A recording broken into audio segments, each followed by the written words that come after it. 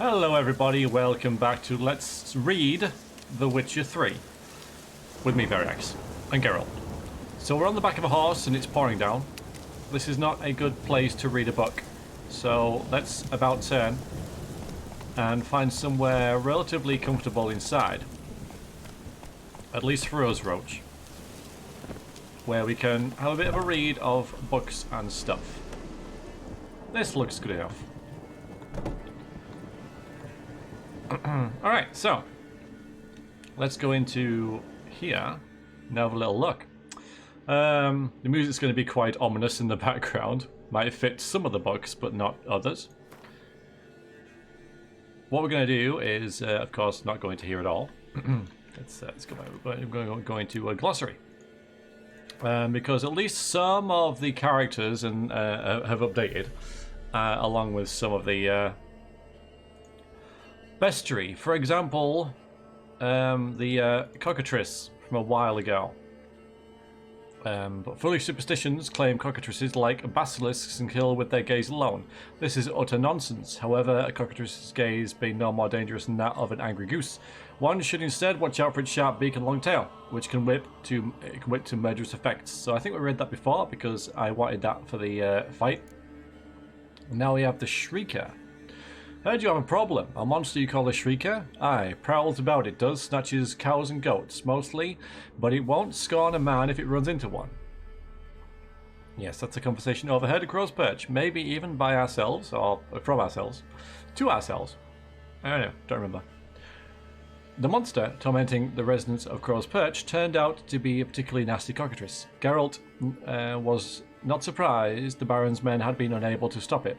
They could not possibly withstand the surgical precision of its strikes, which slice open arteries and provoke an outpouring of blood only the swallow potion could hope to stop. Neither did they know to force it to the ground with a crossbow, a bomb, or a sign, and then evade its charge by rolling onto the monster's outstretched wing.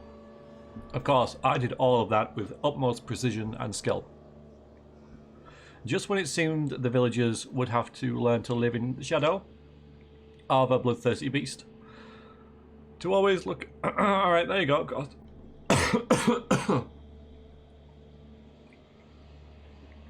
Always happens. You start recording, you start reading, and the frog comes and goes, I'm gonna be in your throat now. Fantastic. Okay, so just when it seemed the villagers would have to learn to live in the shadow of a bloodthirsty beast, to always look to the sky with fear, the Witcher arrived and put an end to the Shrieker for good. So you can do that way now, thank you. Alright. Elementaler. Golems. If you want us to break through this wall, we're going to need 20 sappers, 7 mules, and 100 weight of saltpeter. Or 1 golem. Golems are mindless matter brought to life by a spell. They obey the creator's orders without question. Their boundless strength, ability to withstand pain, endless patience, and the fact they need not one jot of food or drink makes them the best servants or guards anyone could ask for. Once provoked, they will not tire of battle until they have either crushed their opponent or themselves crumbled to dust. Lovely. Hybrids. We seem to know those. No, maybe not. Harpies. Okay, here we go. Been a while since we've seen these, which shows how long it's been since we've had a Let's Read. Most monsters don't actually keep any treasure in their lairs. Harpies, though, they're like shiny things. Of course. Oh, hi, Letho. I know you. Yes, of course, I forgot to loot the Harpy's lair. It's still there, though, if I go back. I haven't forgotten. It's hard to say what is most repulsive about Harpies and their cousins, the Shishags. Shishags? I don't know. Their hideous appearance, the overwhelming stench of rot and bird excrement that clings to them, or their blood-curdling screech.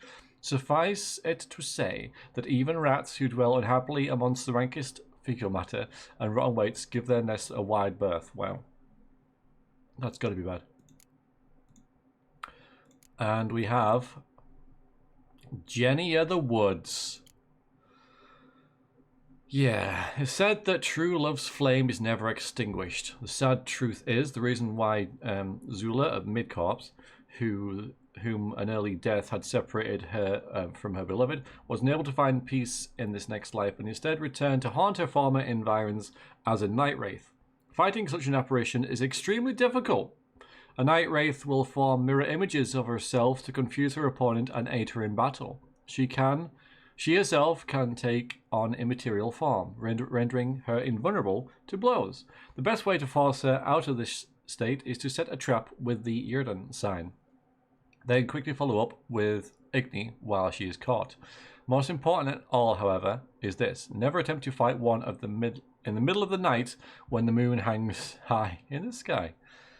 Okay. Well, good to know. Right, that's all that done, so I don't know why it's still highlighting some, because I've read them all. Thank you very much. We'll go now on to characters, wherever that is. Characters. So we got a couple of additions here, and some added stuff onto characters that we know as well. So this is Annabelle. Geralt encountered this young woman's ghost in the uppermost room of the haunted tower on Fyke Isle. She told him that in life she had been the local lord's daughter. When enraged peasants stormed the tower, she feared they would ravage her honor if they found her alive, and so took a magic potion that put her in a corpse-like state of paralysis. When she awoke, she found herself lying amidst the bodies of her family and servants, unable to move. She watched in helpless horror as rats feasted on the piled corpses and began to nibble on her as well. This grisly death must have somehow put a curse on her and the tower, for her ghost had wandered in restless torment ever since. Geralt engaged his vast experience with such curses to search for a possible solution. Having learned that Annabelle had loved a simple fisherman named Graham, Geralt decided this man and the bond of true love the two youths shared could be their salvation. Perhaps there was something in the girl's words that had put Geralt on his guard, or perhaps his Witcher instinct simply warned him in time. Either way, Geralt knew that he was dealing with a literal second before Annabelle revealed her true nature. The spirit was in fact a pester, a plague maiden, and a terrible wraith which spreads death and pestilence. But we did well with that quest. I'm pleased to say. We did that one alright. So, good. Happy with that. Okay. And Graham was a simple fisherman from an even simpler village, Orton. Yet the role he had played in local events was anything but. Fyke Isle, the tower, the curse. He had been a key part of it all. Geralt had learned from Annabelle about the deep feelings the two had shared, but the rest of their tragic story only emerged later. Exactly how the young man had participated in the incident at the tower remained rather unclear. What was certain was that he tried to defend his beloved and fled Fyke Isle right after what he thought was her death. Graham filled Geralt in on the rest of the story, one in which youthful longing for happiness lost out to fate's cruelties and human greed. Having learned there was a slim chance he could save his beloved's ghost, the fisherman set out at once to help the Witcher lift the curse weighing down on the isle. Yet, though the evil spell was indeed broken, this story still did not have a happy ending. Despite his courage and dedication, Graham died while saving the one he had never ceased to love. Yeah, that was the good ending, but it wasn't the happy one, if you see what I mean. Gran we have just met. In times of war, one often encounters those who have suffered cruelty at the hands of fate. Geralt was thus not shocked to meet a woman who the children of Valen Swamps called Gran, though she seemed to have suffered manifold unspecified ills. Whatever her woes, it was clear she cared for the war orphans in her charge with love and devotion. Good for you, Gran. The mysterious elf. Turned out, not only Geralt was looking for Cyrilla, also on her trail, a mysterious elven mage. Like the Witcher, he had gone to Kirametz to inquire after Ciri's whereabouts. During this conversation, he also revealed that he kept a hideout in the ruins near the village of Midcorps. Geralt decided to follow up on this lead, though it was not to establish the mysterious mage's identity. Though he did not, he did learn that he had been travelling with Cyrilla some time before the Wild Hunt was after him as well. And then Visrad. News of Nilfgaardian's army's approach led nobles of all ranks and orders to pack up their silver and flee post-haste to safer harbours, abandoning all thoughts of defending their patrimony and leaving their lands to the invaders' mercy. Lord Visrad was no exception to this rule. The magnate had ruled much of Velen from his base at Crow's Perch before fleeing with his family to take shelter in a tower on Fyke Isle. The safety he sought there was not, however, to be found, and the massacre in which he was slaughtered became the source of a great many ghastly rumours and legends. According to one of them, Visrad, unmoved by human suffering, had his mage poison starving peasants who had come to beg him for food. A hideous tale, yet one that sadly seemed plausible given the desperate conditions on the island. Yet the truth turned out, as is its wont, to be much simpler. Visrad was murdered by his traitorous former subjects who were driven by greed, jealousy, and the base jackassery that is all too widespread among the human race. I'm sure Cyrilla got another, someone, maybe it was,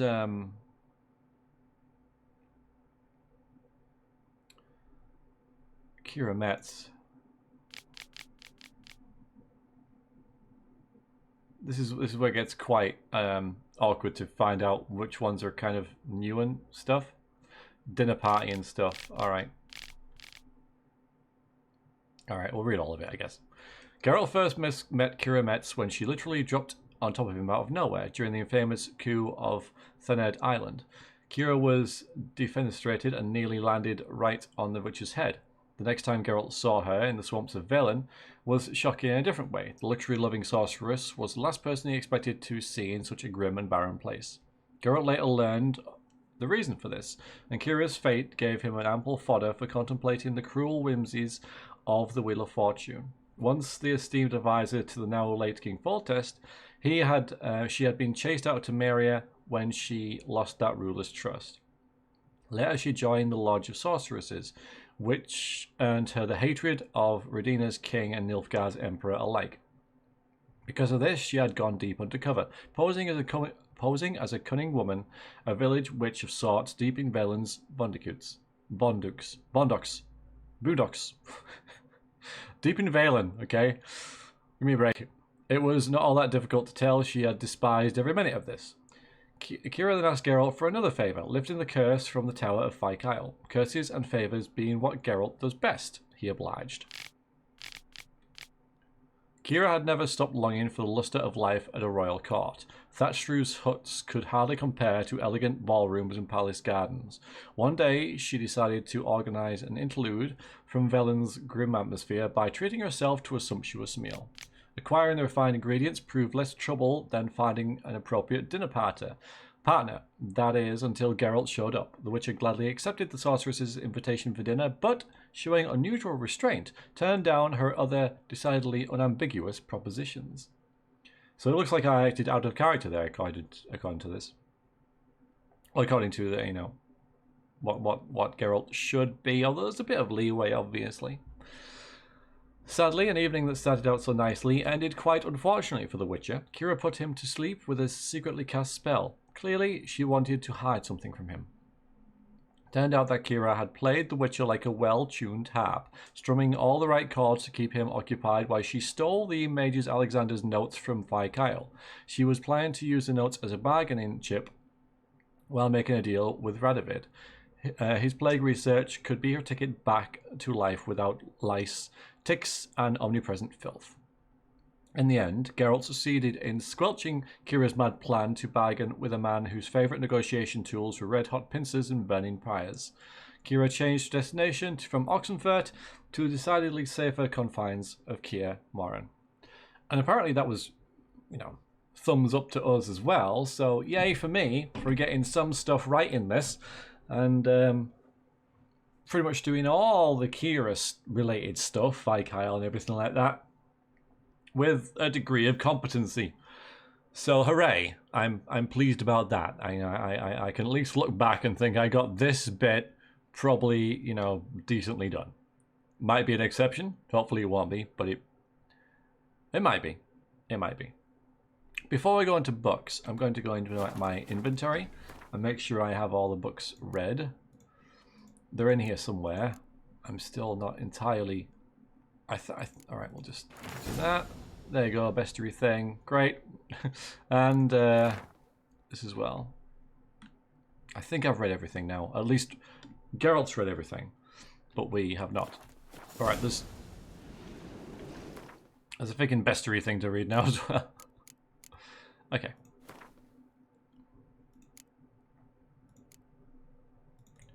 So it's Erineas.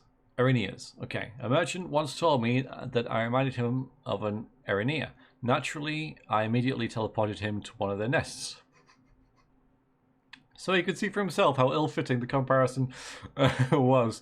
That's from Lita Nied, sorceress known as Coral. Okay. So hard as it is to imagine, but the Erineas found in Skellige are even more repulsive and dangerous than harpies. They're close relatives. Though well-rotten carrion is their food of choice, they will not turn up their noses at fresh meat, man flesh included. When they spy a potential victim, Erineas, like harpies or shigas, will try to make full use of the strength of their numbers and ability to control the skies. They will circle above their prey and then attack from several directions at once, striking with razor shark talons. Oh, that might be a typo. And tearing their targets to shreds. While attacking, they aim for the neck, eyes, and other vital organs, often causing their prey to bleed to death as a result. In this way, a small flock of Erineas is able to make quick work of larger and better armed victims, who often are not able to defend themselves effectively from several opponents attacking at once. I can't wait to meet them. We've also got some sirens here. And succubi. Marvellous. Out at sea, if you hear a beautiful woman singing, turn the ship around at once, you understand? Even if it means sailing straight back into a storm. Like skilled hunters setting out wooden ducks to lure in drakes, sirens and lamias lure men near, using their own bodies as decoys. They can transform to resemble beautiful human maidens, though with tails covered in silver scales instead of legs. You know, that would give them away. But hey, once a native sailor gets within arm's reach of these beautiful creatures, their faces suddenly turn to fang-filled, fish-like maws, and lovely tails promising unknown delights become sharp, death-dealing talons. Well, if you're into tails, I guess. I don't think I would fall prey to one, but hey. One legend claims sirens and lamias were once friendly towards men, and supposedly were even known, albeit on rare occasions, to exceptional sailors' clumsy attempts at courtship. In our day, however, they are decidedly aggressive, perhaps soured by numerous kidnappings carried out by frustrated sea salts. Whatever the truth, one thing is certain: these days the monsters display no signs of goodwill, and so when spotting them, one should immediately reach for one's silver sword. Sirens and lamias, the sirens' more dangerous cousins, usually hunt in flocks, making use of their numerous numbers as well as their ability to move effortlessly through water and air. Because, of course, wings. Lovely. On the ground, however, they are virtually defenseless, and so a wise tactic is to damage their fin-like wings to force them to land. The Ignisign also proves effective when fighting against them. Threatened or injured sirens will let out a terrifying shriek, leaving their opponents stunned while they escape, and their sisters swoop down for an easy attack. Now, I remember these. Again? Good grief, woman, I'm spent. Lester of Smalton to a succubus a few days before taking a vow of celibacy. Unlike other monsters, succubi and Mendes feel no desire to kill, nor crave human blood, and usually do not, in fact, mean any harm at all. They are motivated by one thing and one thing only, an insatiable lust. They try in vain to slake this by engaging in sexual acts with any other humanoid species they encounter. While it must be admitted that their victims rarely put up much resistance, this does not mean the succubi and maenads do not represent any danger. Their never-ending advances, though pleasurable at first, have pushed more than one man to madness or even death. What a way to go. Succubi and Mendes usually can be found near human settlements, including small villages and populous cities. They prowl at night although when stricken by serious need, they will leave their lairs during the day as well. They shower their affections on men as well as women, the young as well as the old, the ugly as well as the beautiful. Some of them are particularly fond of pastors and other holy men, whose seduction they treat as a sort of game. Those succubi are peaceful in nature. When forced to fight, they will defend themselves fiercely. One should thus not be fooled by their fair appearance. Under the velvety skin of their arms lie muscles of iron, and a bow delivered with their rear goat-like legs, or the thick horns of their head, can easily crush bone. Duly noted, game. Thanks very much for that. Alright, so some books. Why not? So I don't think I need to read these. They're all to do with quests and such. We've read all this, read all that, read all that, read all that, read all that, read all that. Okay, books. Alright, okay. So let's see. I'm probably not going to read all of these. I'm thinking we're going to find less and less of them as we go through the game. Or, you know, because there's only a finite amount. So, I don't want to spend all evening reading. I know this hasn't lasted for too long, but still, I'm going to keep these videos fairly short. So, I shall just read a couple of these and see how we go. What shall become of Temeria? Temeria, a land where milk and honey once flowed. In what did she wrong the gods that they could treat her so cruelly? The Pearl of the North, to some, she proved a gallop range from Nilfgaardian's cavalry to others. As a country, it had survived 2 previous wars against the Empire. It was here that the war's bloodiest battles were fought. It was in Temeria where the most bestial deeds were wrought. It was Temerian civilians who bore the full brunt of these war's horrors. And bear them we did, bravely and steadfastly, until the demise of our great protector, King Foltest. Then Providence turned its fickle face from Temeria. Murdered most treacherously, Foltest failed to leave Temeria a worthy successor. And so all manner of care soon fell upon her, tearing her apart like so much carrion. She had no more allies then. None remembered that we had once been the armour protecting the north from the designs of the mad dancer, he who had the gravestones of his foes pounded into a ballroom floor. That's what they were doing, okay. A free and independent Temeria is no more. A dark-faced sun looms over her every rampart. Yet we Temerians live on, and always will. As long as folk believe, the usurper who took our beloved capital, Vizima, to treat as his property will forever peer over his shoulder in fear. For in the shadows lurks not one dagger, but the powerful nation of daggers, waiting to deal justice's blow. A sword for witches. Who are the hunters, you ask? Folk like you and yours, I reply. The decent kind, haters of lives, doers of good. The kind who live according to the gods' laws, and nature's laws too. Those disgusted by the machinations of witches, magicers, and non-humans. All that separated us from common folk is that we've the courage to take up arms, to defend our lands from evil, to slice out the gangrene that eats us from within. We haven't a leader. We haven't forts or land. Though the God-fearing Radovid supports us with his gold at times, we've not sworn him or any other ruler any oath. We serve only the eternal fire, and we listen only to our own conscience. Who can join us? Any who is right of soul and sound of body. You can find us in every larger city in the north. We will give you board, lodging, and a weapon. We will explain how to spot the telltale signs of evil, birthmarks in strange and arcane shapes, smooth skin on a matron aged more than 30 springs, a black cat kept in the yard, to name but a few. Quite superstitious, you might think, but hey. We will show you how to defend yourself from witchcraft, how to tame and snuff out the magic elements with Demetrium. Itium. We will instruct you how to squeeze the sinner's darkest secrets out of them with a hot iron, and how to grant them cleansing death with the help of sacred fire. Seems very much kind of like the Inquisition sort of thing, you know, witch hunters and stuff like that. In beast's clothing. They entered his hut and began to search. They tore through his bed. Dried twigs covered the sheet. It was the first proof, for werewolves return at dawn after a night of hunting, their bare feet covered in the forest droppings. They found the second proof under his bed, a wolf's hide. The werewolf surely dressed himself in it when transforming with the setting sun. It shed it again when he turned to man the next day. Having found these powerful proofs, they ceased deliberation and began the hunt, vowing to find the lycanthrope and bind him in silver chains. Okay. An introduction to applied magic, everybody.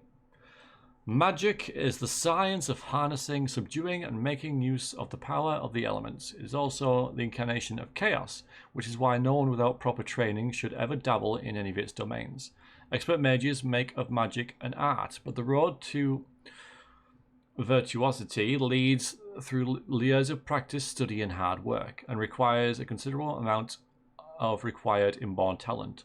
Magic was implanted in our world through the conjunction of the spheres, and was discovered to be a living, changeable, and controllable being shortly thereafter. The name of the first mage, the one who first discovered this talent with himself, is unknown. I think I've read this before.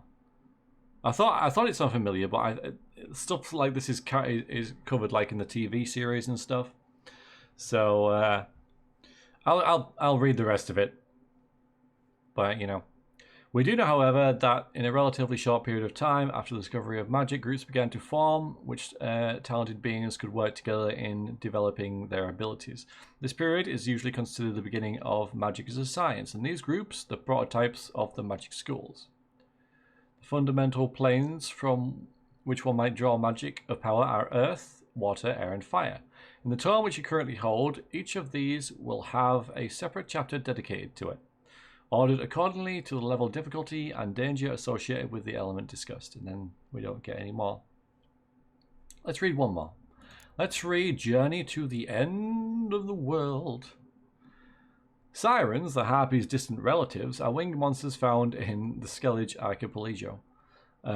Most frequently on unpopulated isles or in the inaccessible coastal areas of populated ones. According to legend, they are the daughters of mythical winged giant Hrasvig, who lives on the edge of the world and births gales with waving his wings. This dude's daughters seek out the company of giants and often make their nests near their lairs. These creatures attack boats and ships from the air, tearing sails and rigging to shreds and rendering the vessels immobile. At times, they will snatch men or cattle from the deck and drop them from great heights to their death. They also attack travelers trekking across isolated beaches. There we go. And that leaves about 4. But yeah, I'll leave them for another one because for pacing and such like that. Oh, but we got another bestiary thing. Oh, no, wait. No, we didn't. I don't think we did. Let's just have a little check.